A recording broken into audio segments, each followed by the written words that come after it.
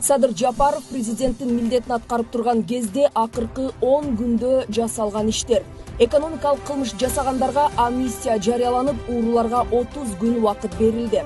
Кыргызстандын бүтүндөй бажы тармагын басып алган Райымбек Матраимов күнөөсүн моюнга алып, 1 миллиард 400 миллион сомду акча менен, калганын бир соода борбору 9 батир менен төлөдү. Чек ара кызматы УКМКнын курамына өткөрүлдү. Майда кылмыш кылып же адилетсиз өкүм менен камалып кеткен 230 адамга ырайым кылынып, эркиндикке чыгарылды. 11 000 үй-бүлөнүн көйгөйү чечилди. Жерлерди трансформациялоо мыйзамына Садыр Жапаров кол коюп, жерлер мыйзамдаштырылды. 100 000 сомго чейин насыя алган жарандардын үстөк пайызын төлөөгө бюджеттен 1 миллиард 200 миллион сом сарпталып, 600 000 үй-бүлөгө жардам берилди. Партиялык босого чек 7%дан 3%га азайтылып, күрөө акысы 5 миллион сомдон 1 миллион сомго түшүрүлдү. Добуш сатып алуунун башкы куралы болгон форма 2 түп тамыр менен жоюлду. Муну менен олигархиялык топтордун эрежеси четке кагылды. Улуттук илимдер академиясына 300 миллион сом бөлүнүп берилди.